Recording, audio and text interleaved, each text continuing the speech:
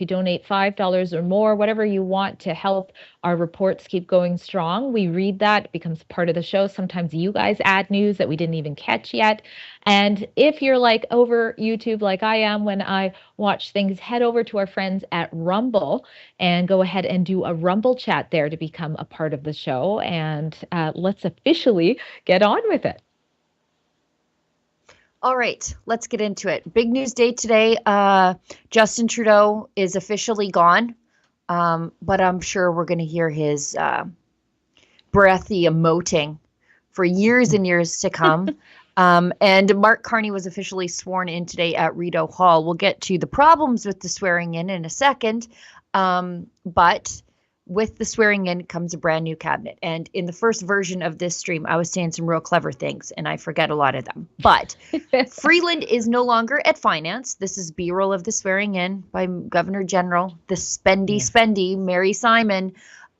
Freeland is no longer at finance. I didn't actually look to see who's at finance.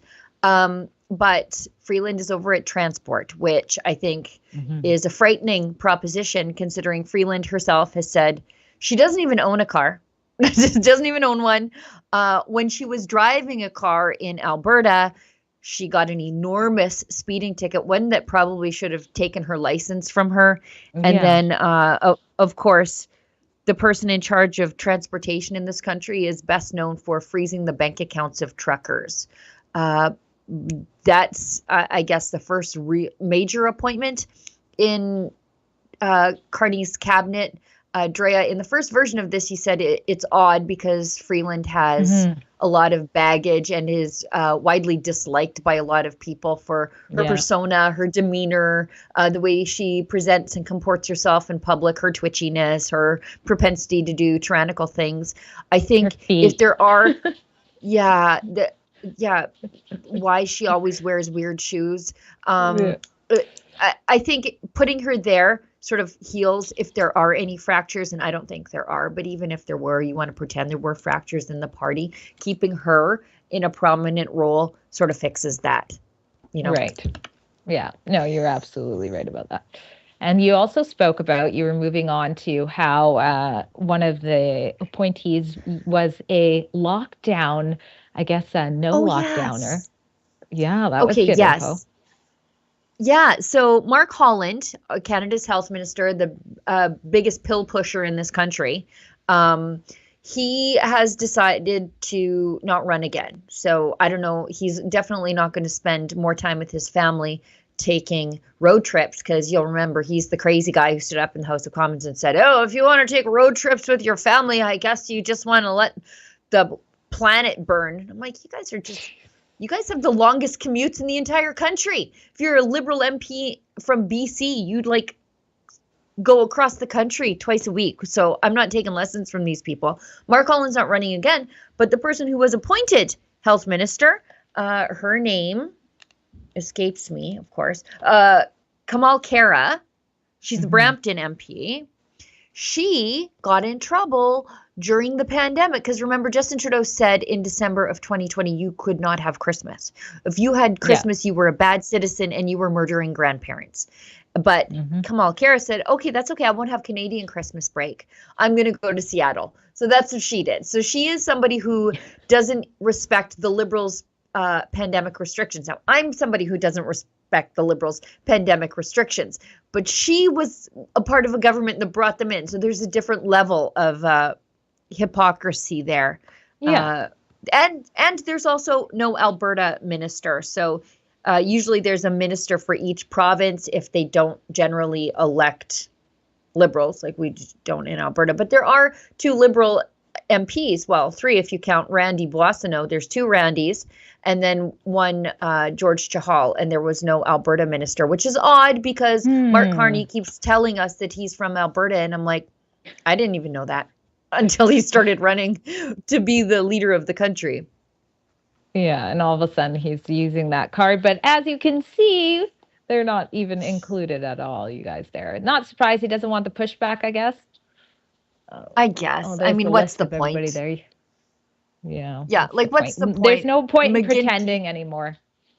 Yeah, McGuinty stays at public safety. So chief gun grabber, he's staying at public safety. Rachel Mandayan has been moved out of her portfolio at public safety as a deputy minister. She was the one who announced the most recent gun grab. The Minister of Maid for Veterans is now Elizabeth Briere. Yeah, I don't know.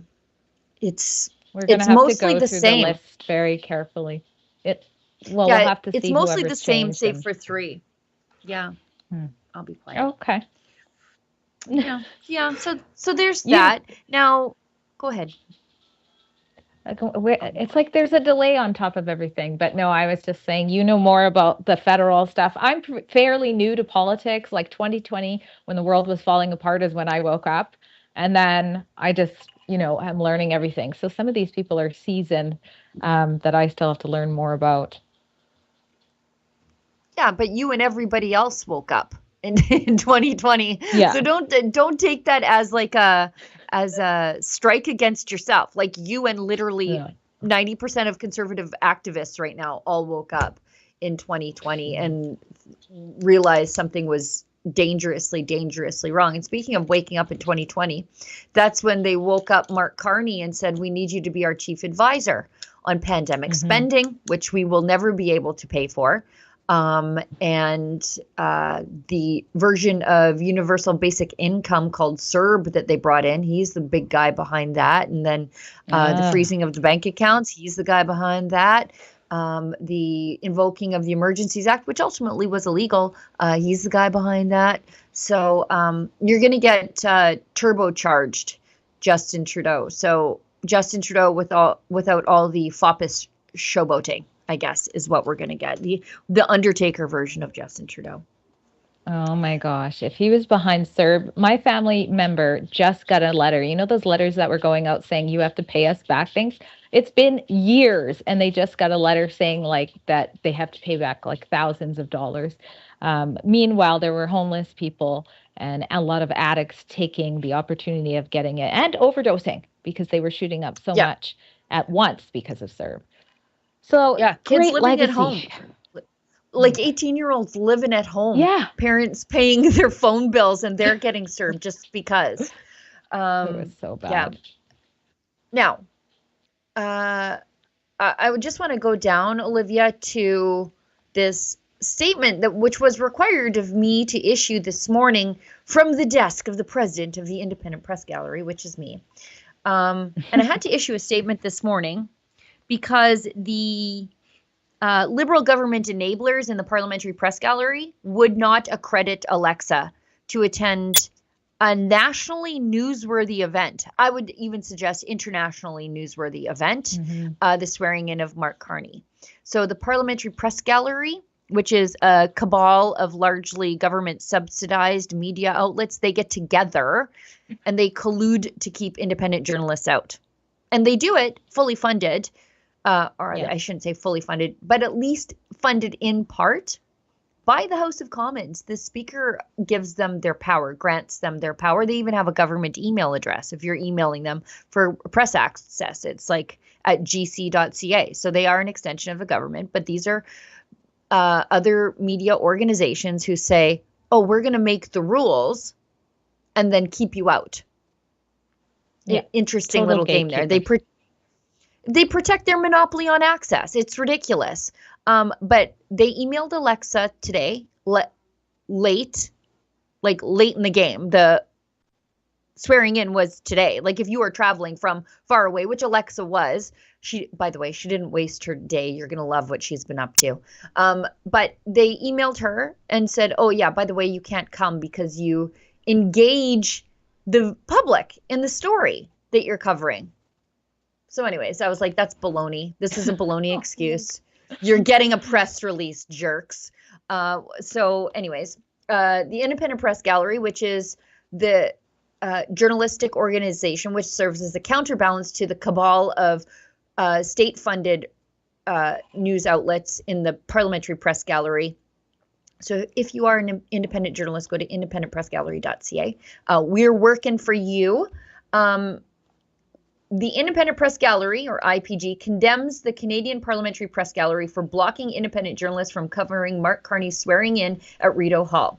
Rebel News' accreditation was rejected under hypocritical and politically charged justifications, punishing the outlet for being transparent about its biases rather than pretending to be objective like many mainstream media outlets. And I just want to stop right here. I think everybody has their own biases. CBC definitely does. The thing about Rebel News is that I tell you, like, look, I'm a conservative. I'm a mom. I'm a farmer. I'm a Christian. So at least you know the lens you're getting the news through. Yeah. CBC and everybody else, they pretend to be straight journalists, but they wear their bias on their sleeve. I mean, bias is it's the human condition. We all have our experiences, and those they form our worldview. I just don't hide my worldview from you, and neither do you, Drea. It's about being honest with the viewer, and I don't think you're stupid. That, like, CBC thinks you're stupid. They think you can't tell that Rosie Barton has heart eyes for Justin Trudeau. Let's keep going. And we tell people right away, I just want to add one thing. We tell people right away that we are giving them the other side of the story to the mainstream media. So even though we do tell you both sides, like, we literally tell our bias immediately. Like, this is what we cover. We fill that gap. Yeah, and we exist because, like, we're all different. We're all different flavors. Some people say I'm too nice. I should be more like David. But that's the thing. They're all like these robots that talk the same, that deliver everything the same. It's really bad. Yeah, it's true. And I actually mentioned that in the press release. But yeah, there's a rebel for everybody. Meanwhile, PPG accredited outlets routinely take left-wing partisan positions on a range of issues, including the war in Israel, climate change, free speech, oil and gas, parents' rights, the Freedom Convoy, and gender issues. In its last-minute rejection email to Rebel News journalist Alexa Lavoie, the PPG confirmed Rebel News does report on parliamentary issues, but stated, the executive is of the opinion, I thought opinions were bad, but okay, that Rebel News and its employees are often active participants in those stories rather than observers, reporters, and interpreters. Examples include petitions and fundraising initiatives tied to news stories covered by Rebel News. So I write, editorial opinions have always been part of journalism, from newspaper columns to CBC panel discussions. PPG accredited outlets run nightly viewer polls to engage viewers and gauge opinions on issues in a similar fashion to Rebel News petitions and crowdfunding. Furthermore, Alexa Lavoie was recognized as a journalist by the federal court, granting her access to the 2021 federal leaders debate. The PPG should respect this precedent and embrace media diversity rather than the death knell of homogeneity, because they are all the same. That'll kill them, because they're all boring and the same. The IPG calls on the PPG to allow fair access for all journalists, including those challenging government narratives. Canadians deserve a press that holds power accountable, not one that shields it through a protectionist monopoly on access. So, by the way, if you are an independent journalist and you just watched me read that and go up one side of the PPG and down the other, and they blocked you, let me know. Reach out to me on X or my email at sheila@rebelnews.com. I would love to issue a press release on your behalf too. All right. You are firing them out. You're doing such good work there. And it's about time, because all of the other organizations have completely ignored what's been happening to independent media while they keep interviewing non-journalists, Rachel Gilmore, and putting her on the stage to talk about mean tweets. Yeah. Yeah, there's an activist right there. Like, I wouldn't even say that Rachel Gilmore is not a journalist. If you do journalism, she's not you're anymore, a journalist. is what I mean. But not anymore. Yeah. Isn't she working for like a company on how to counsel other businesses? Yes. Like, that's what she was doing. Yeah. But I mean, like, if her activist journalism is considered journalism by the mainstream media, then surely ours can be on the flip side as a counterbalance. Let's get into, now, Alexa Lavoie may have been blocked from the very boring swearing in of Mark Carney. It worked out to her benefit, because she was out on the streets of Ottawa with the billboard truck. Let's go to Alexa's video. Hey, Alexa Lavoie here in Ottawa with our billboard truck. And today our message is, Why was Mark Carney hanging out with Ghislaine Maxwell, Jeffrey Epstein sex trafficker? Of course, you all saw the photo circulating around of the 2013 music festival where Mark Carney had been seen hanging out with Ghislaine Maxwell, the convicted sex trafficker. And do you know where I'm standing? I'm actually just in front of the Rideau Hall where Mark Carney is going to be sworn in a minute. So you can see behind me the gate. They refuse our accreditation. You're probably not surprised, but we are here. Follow us at thecarneyfiles.com. We will show you what the mainstream media refused to tell you about Mark Carney. Gorgeous. Absolutely.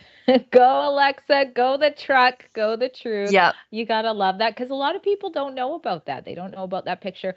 And when I first saw it, I was like, okay, is this real? That's the first thing you have to ask. Yeah. And so we've already done that hard work for you.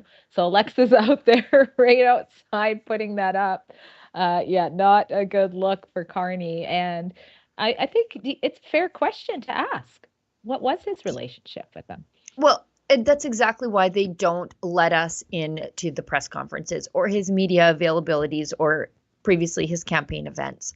Now, that's reported in the Daily Mail, like the world's largest or most widely distributed publication.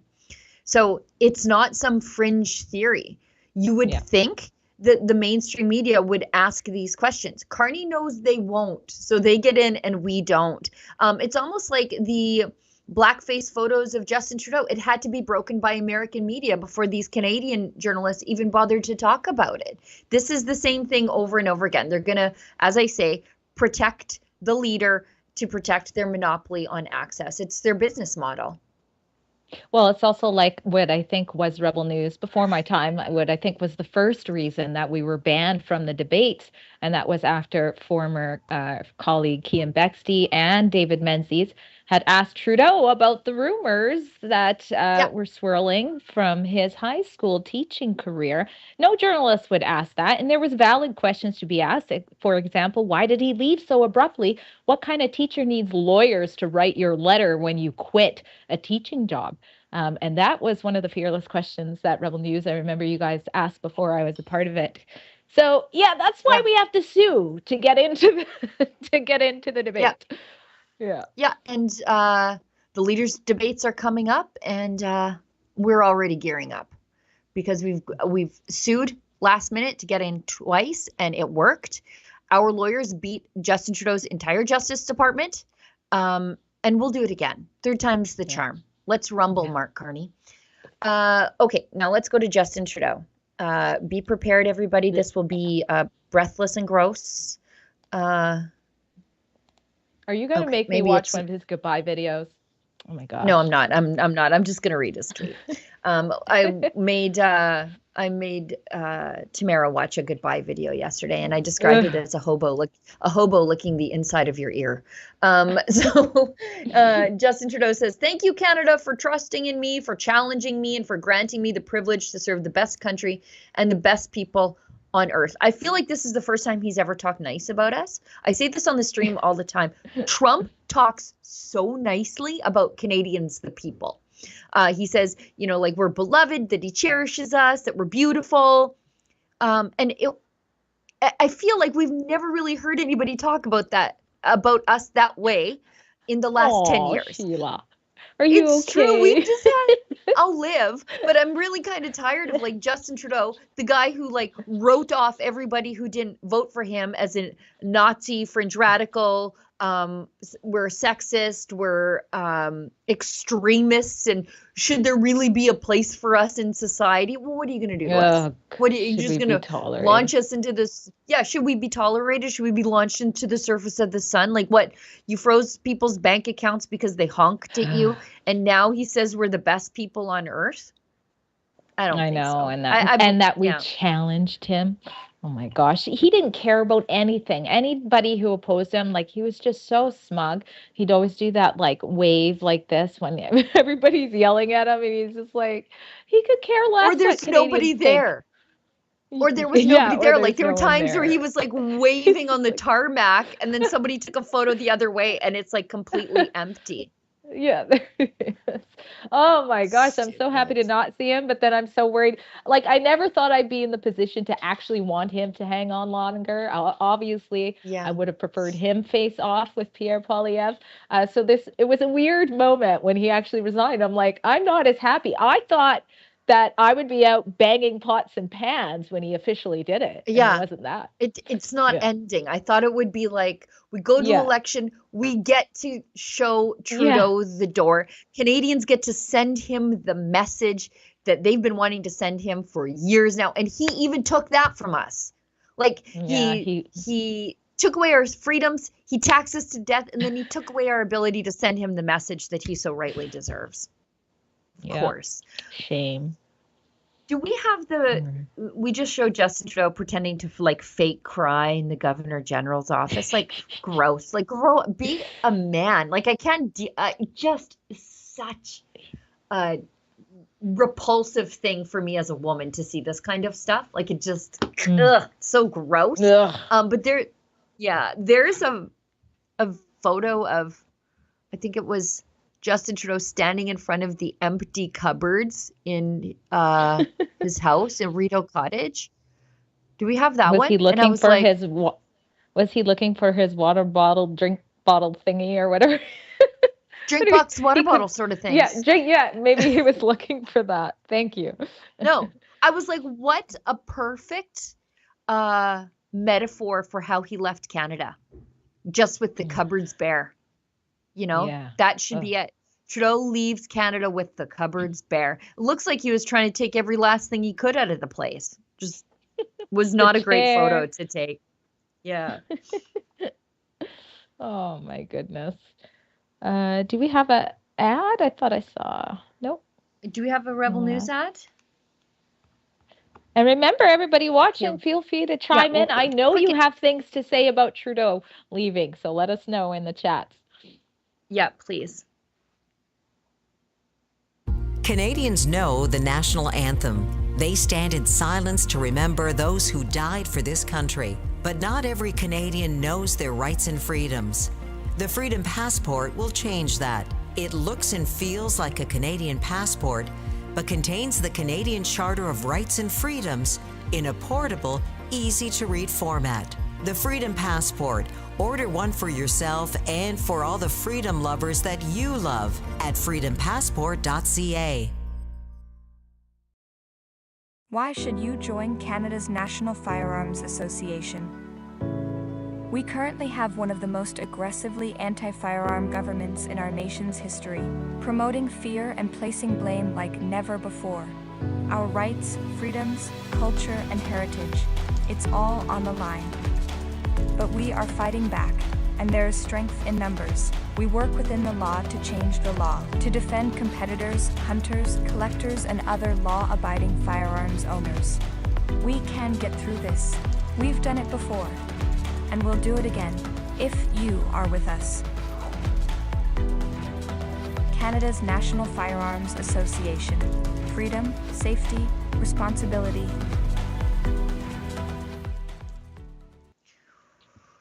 All right, let's get into a story closer to home for Drea. The NDP government there is losing its marbles and doing exactly what totalitarians do in a time of crisis. Tell us about it.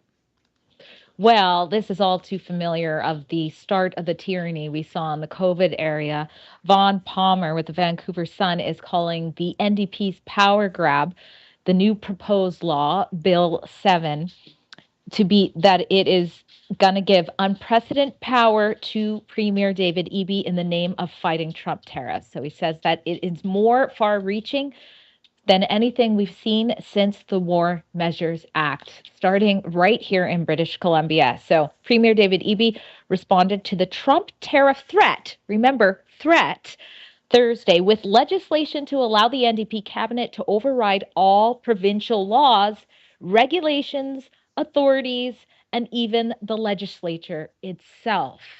It's very scary. In extraordinary times, we need extraordinary powers. Where have we heard this language before?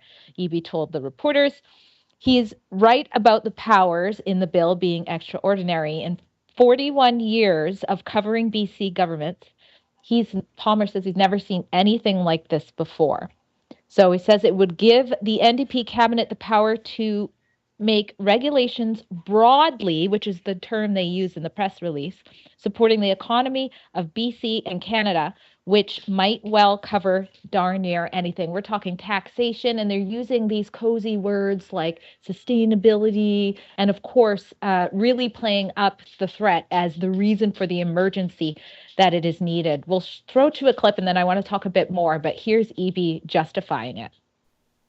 Premier, the last part of this bill seems to give you extraordinary powers to do a lot of different things without the legislature. And I'm wondering why you can't just do them through the legislature, keep it running, get it done. You've got a majority government. And when you say we're not going to be at the whim of one man at the White House, have we not set up a system here where the government's sort of at the whim of you, and that he's going to be signing executive orders in the Oval Office, and then we flip to you signing executive orders in the Premier's office, and two democratic systems are bypassed for leaders' orders? Yeah, not at all, Rob. The bill actually requires these orders and council, these regulations, to come to the legislature, to be ratified by the legislature. It also, as a whole, sunsets within a 2-year period. 2 years. The scenario Yeah. I want to invite people to consider is one in which the United States rips up the Columbia River Treaty and shuts off access to the common entitlement of electricity between Washington State and Canada. We will have to take some pretty dramatic actions in a very short period of time. It's crucial that whatever the emergency is that the president incurs upon Canada in an effort to damage us, that we're able to respond quickly to minimize the damage. We see this as emergency legislation. This is not everyday legislation. This is not routine legislation. This is in an emergency situation where we need legislative authority. We need government authority to do something quickly to minimize damage to the economy, to people, in an unpredictable action from an unpredictable president.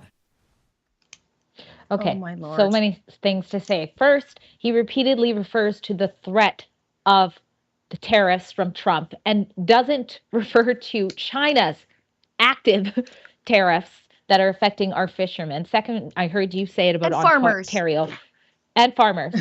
Second, he mentions what Doug Ford did to the Americans, and Trump, if you saw what he said, he's like, they're affecting the electricity. Like, you can't do that. That affects lives. It could actually lead to people dying. And here he is using something one of our own premiers did as worst case scenario. That hasn't happened from America, but instead happened from Canada to America, or was about to, as the example of why he needs these broad sweeping powers to be bestowed upon him. After he said that, the Attorney General, Nikki Sharma, got up there and she's like, oh, don't worry. It's not for long term. It's only until, like, I think she said May 24th or something like that, towards the end of May. Well, where have we heard that before? They're going to keep saying that there's an emergency. Yeah, it's a 2-week thing. Like, I cannot believe this. And I hope Canadians, British Columbians are not going to fall from it anymore. And she says, don't worry, it's just till end of May. He just said it's 2 years. And in another part, he says it's going to be 4 years that we're going to have to deal with this because Trump's in power. This is insane. May I have permission to go a little bit conspiracy theorist on this? Dear editor-in-chief Sheila Gunn-Reid. Yes, all the way. What if this is just the beginning of the pot about to be boiled? David Eby is just putting the water in so the frogs can get comfy with this language about this tariff threat being such an emergency, the big bad Trump, and we must go ahead and do this so that, more premiers start doing it. Eventually, Mark Carney does it. Oh, I think the pot is already simmering. It was simmering since 2020 when they used this exact same language to lock us in our houses over a disease that was not as bad as they said it was, and then force us into receiving medications we didn't want so that you could inoculate yourself against unemployment and depression. So this is not just like we're putting water in the pot and we're putting the flame underneath. It's already there. Society is primed for this, and they already know now who they can control and who they can't. And they used language, a sunset clause. All that means is that by the time we hit the sunset clause, we have to renew. Yeah. So this could go on indefinitely. They're not putting a hard stop on this. She says till May. He says till 2 years. Then they say till 4 years. But don't worry, there's a sunset clause built in. All that sunset clause means is, well, we must go back and renew our emergency powers for the emergency before that time. That's all that means. It doesn't mean that's like the ripcord where this ends. That's not it at all. We've lived through this before. I got to give some credit to, I believe that was Rob Shaw who asked the question from Czech News. I'm certainly not a fan of Czech News, but that was an excellent question. He basically said, how are you any different than Trump? You're giving yourself all this power so you can act. I mean, this is going to have power over industries. People could be compelled to do things that they don't want to do. And of course, you have the opposition leader speaking out about it. Everybody is at least calling it for what it is immediately, which is not what we saw, of course, when this type of language first happened with COVID. So that's something, I suppose. Yeah, and I said yesterday on the live stream, David Eby should check himself before he wrecks himself. Because what you see happening right now with the Panama Canal and Trump saying, like, look, the amount of force we use against Panama depends on how quickly they'll do what we want them to do. So they want them to crack down on whatever China's up to down there. But the point of it all is the Panama Canal was paid for by the Americans. And so they want to exert some control over it. And the language they use is very specific. They basically say, we will use the military if Panama is uncooperative. Now, the reason this should be on David Eby's radar and he should quit running his mouth a little bit is because the Alaska Highway was built by the Americans, runs right through BC. It's supposed to connect Alaska to the lower 49, 48, I guess, if we take Hawaii out of the mix. They paid for it. And now David Eby is musing about he said he's going to bring in legislation to slap tariffs on American goods going through British Columbia. What do you think the Americans are going to do if he does that? Look to Panama. I'm going to have to flee to Alberta. But Elon Musk did come out and comment on this. He shared a clip of David Eby saying this with one word, saying crazy. Obviously, Rebel News is going to do what we do and tackle this. So I'm going to be doing a video and everything, but we've already got the petition set up if you want to go to the site right now and just jump on that. And that website is called StopEVsPowerGrab.com. Again, that's StopEVsPowerGrab.com. Sign that. We're going to get the petition out to the leaders. This needs to be voted down. It was introduced, so there's still a chance it could be voted down. But let's not forget how pretty Eby and the NDPs are sitting right now, right? So you had Eby basically give all of his MLAs give all of his MLAs a raise even before they got to work for us, making it harder to make the right decision, especially if you're a soulless socialist. Then he gives them this long vacation. They just get into the legislature. This is one of the first things he does. But he didn't say this until just after he secured and made it official that partnership that he has with the Green Party. So they're really, opposition or not, I mean, it's pretty obvious you're going to have Rustad conservatives too. They're in chaos. You're going to have the Rustad conservatives and the true blue trio, as I've coined them, independents, obviously push against this. But the Green Party and those new highly paid MLAs with the NDP, it's not looking good. Yeah, we've seen what the federal Green Party leader has to say about it. Liz May is like right off her rocker on Trump stuff. And it's weird because she's American. But that's okay. Like, she was born in the United States, but whatever. Let's quickly finish up on two quick videos on this. We've got a video from Foreign Affairs Minister Melanie Joly, who remains at Foreign Affairs, which is disappointing, saying Canada's sovereignty is not up for debate. And this is to Marco Rubio, who is in Canada right now for the G7 foreign ministers meetings in Quebec. So stop being so confrontational with the Americans. And she's done a terrible job on this. And it's only going to get worse because apparently Carney has confidence in her. What I said to the secretary is Canada's sovereignty is not up to debate. Period. There's no argument. There's no conversation about it. There's no need to talk about it. You're here. You respect us. You respect our sovereignty. You're in our country. You respect our people. Period. Unless you're an oligarch with the WEF, like it's just then our sovereignty doesn't matter at all. Like, what do you want me to sign? Like, geez. Yeah, and they can just stop with this. Like, they don't respect our people. No, I get completely that the Trump administration does not respect the yahoos currently occupying cabinet posts in Ottawa. I get that. I don't respect them either. We saw how Howard Lutnick talked about Doug Ford also the other day. Some guy in Ottawa is what he called him. There's zero respect headed towards the Liberals out of the Trump administration. Completely get that. But don't lump me in with the rest of them, Melanie Joly. I think Trump loves us. Trump loves us and respects us in a way that the Liberals never have. So don't say you'll respect our people. I feel like the Trump administration respects us just fine. I don't like this idea that they're the great defenders. Well, they certainly haven't been for years now, but I think that Trump is definitely America first. And so to the degree he cares about us, I'm not sure. It's America first, and that's the way it should be.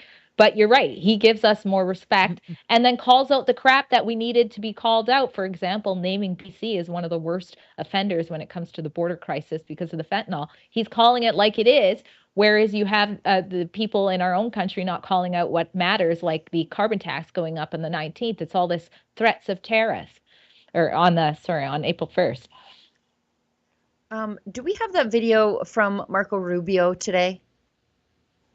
I think he's responding to Melanie Joly. That's the video I want to get to next, and then we'll get into some more woke nonsense.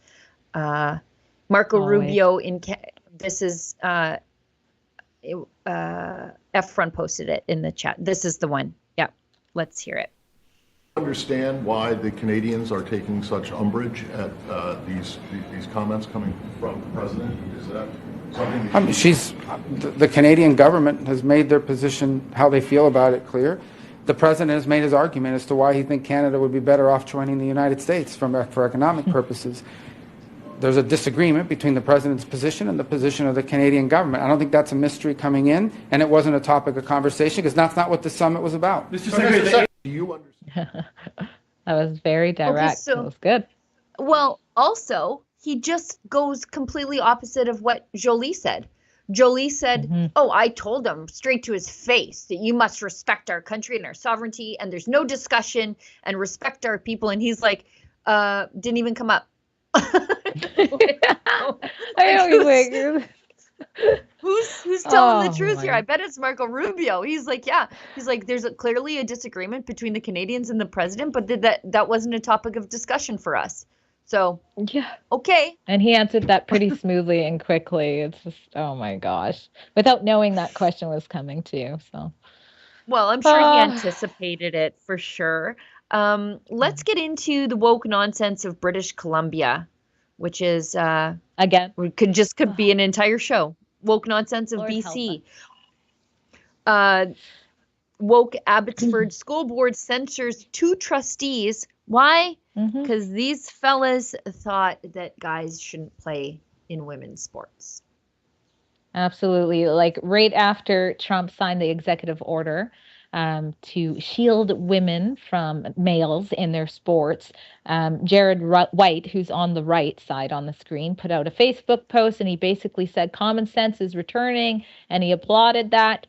And then the colleague on the left, which is Abbotsford School trustee Mike Rauch, liked it and commented. I have not seen the comment because he did take it down, but commented. And for those thought crimes, that is when all, of course, the wokies came after him. Of course, the Abbotsford Union came after both of them, demanding for the board to go ahead and not only censure them, but censure them so that they would be barred from attending any events where there's students. So essentially, because these men want to have safer and more fair athletic opportunities and experiences for women, females. I have to be careful because we're still on censorious YouTube. So I'm pausing to make sure I don't get us nuked completely.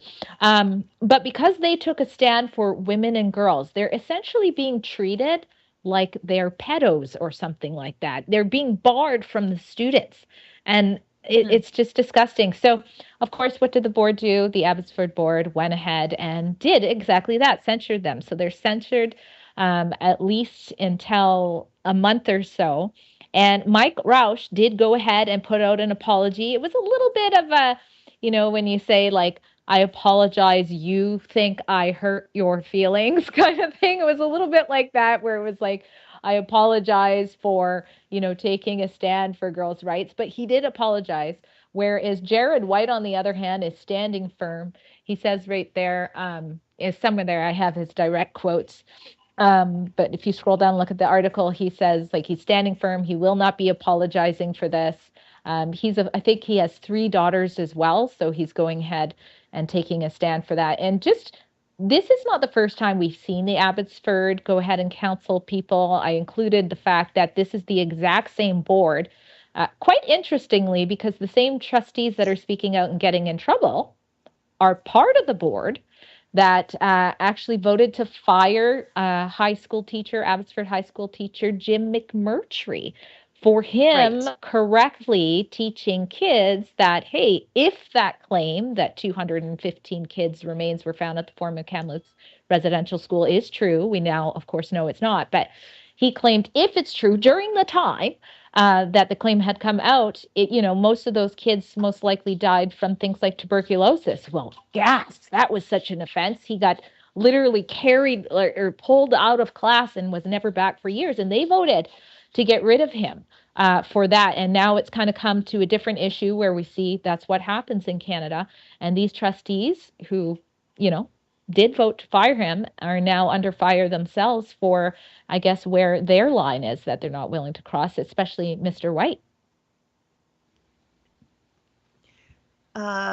That's interesting because, these people often try to feed the crocodile hoping it eats you last, but the crocodile always gets hungry.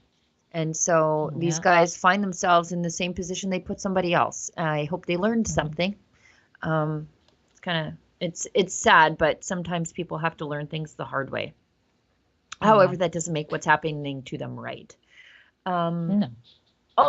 Also out of BC.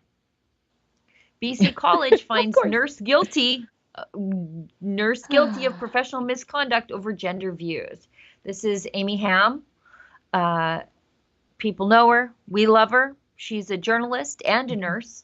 And her governing body, the BC College of Nurses and Midwives, ruled that Amy, a registered nurse and a journalist, committed, quote, professional misconduct for what?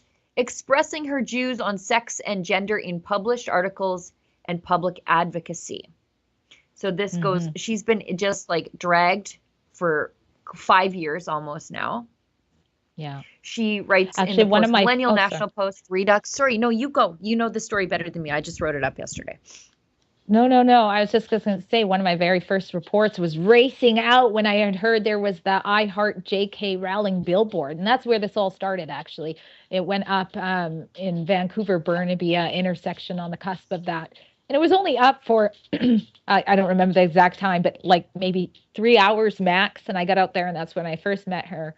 That's when I first met Billboard Chris. If you guys have been following these issues, you know who both of them are.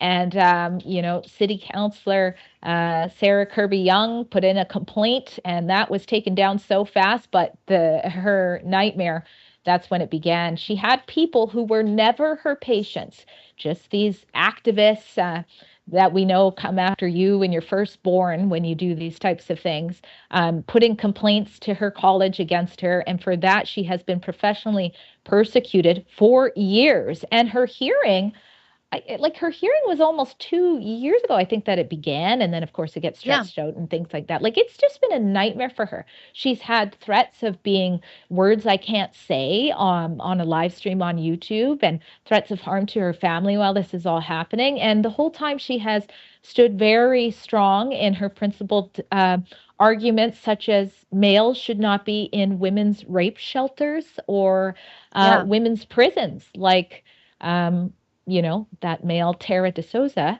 who trans-identified, I don't even know if I could say this either, but into a women's prison in Abbotsford that has a maternity program. So there's children in there.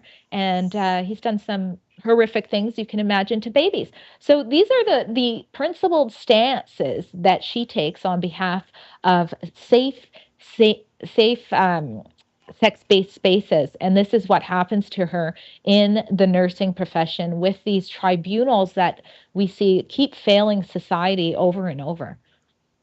Yeah, I mean, this is exactly, or at least sort of what happened to Jordan Peterson, where people who were not his patients were making complaints to the professional body. And then the process really is the punishment. This has been 5 years of Amy's life. 5 years. She's a mom. She works hard. She, like the rest of us, got bills to pay. She's out there fighting, like you said, for sex-based rights. But Amy is a fighter, and she says the fight isn't over, and she'll always fight for free speech and women's sex-based rights. She'll have more to say in the future. And even in this, the professional body sort of contradicted themselves. So Amy is right. She argued none of this has any bearing on the work that I do as a nurse. It doesn't make me a bad nurse, so stop it. They found her guilty of professional conduct for her published writings and advocacy work. So it wasn't like she was writing in the BC Nurses Journal. Like, she wasn't writing in one of their publications. She's writing in the National Post. And frankly, the only reason we know she's a nurse is because these people complained. I wouldn't know she's a nurse. I would just think she's a journalist. The college determined, this is where it gets like hypocritical. The college determined that most of her personal social media posts were not sufficiently tied to her work to warrant additional findings of misconduct. So how is she guilty of professional misconduct, but also not guilty of professional misconduct otherwise? And the other thing that's so unjust is it doesn't say who made these complaints about you. You don't get to know who actually just destroyed your life over the last 5 years. Like, it could be your neighbor.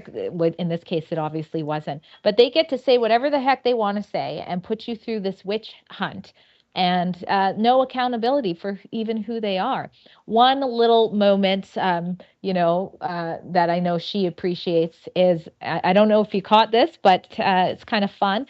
J.K. Rowling, around Christmas time, actually bought her, I think it was a Gucci, but a designer purse around $5,000, just because Amy put up a picture saying something like, I love this purse, wish I could have it. I don't remember what she said. And J.K. Rowling, for everything she's gone through, just said, it's yours for Christmas. And she bought it and sent it to her. So, the thing is, as far when we see this all the time, when these people get persecuted for taking the stand for what's right, the message gets out way further. And that's what these radical, rabid activists don't get. They're actually making the message get out to way more people. If they didn't make a big deal, people would have drove by the sign and half of them wouldn't even understand what it meant. They'd be like, yeah, Harry Potter books were great. But then you go, oh, that's what it means. So, which, because J.K. Rowling shares the same type of views, of course, on this issue. It's the activists on the other side that propelled Billboard Chris into stardom and fame. They're the ones who actually propelled Jordan Peterson into an international sensation. It's the Streisand effect. when you try to hide something and stop people from looking at it, as was the case with Barbara Streisand's house. She complained that there was a picture of her house circling around, so then now everybody knows what her house looks like. And it was such a dumb idea for her to like try to get this picture of her house censored, and that everyone is like, oh, I want to see it then. What is this thing you don't now want me I to see? It. Exactly. Yeah, so totally. They'll never learn. They'll never learn. And that is, if you have a Christian worldview, that's the Lord using all things, isn't it? Even the bad for his purposes. We've got one more story. This is from the Toronto Sun. Toronto Council adding an unelected member based on race. Toronto Mayor Olivia Chow's office embraces the idea of creating an Indigenous member of council. Who picks them? I don't know. Oh my gosh. What the heck? Like that's the title? Is that what you're saying? Yeah. Toronto Council adding unelected member based on race. So oh my gosh, this is bad. I shouldn't be surprised. So now it's not about your constituents electing you, it's just about your race. Wow. One councillor said this place is out of control. He's going to be called a residential school denier in a moment here. Yeah. It's a plan that they say it's a plan that came out of the city's Aboriginal Affairs Advisory Committee, which reports to the mayor and proposed council. So a hand-selected committee of busybodies are going to now advise that this position exists, and then probably play a strong hand in selecting that person, which would just be an extra counselor who agrees with the mayor.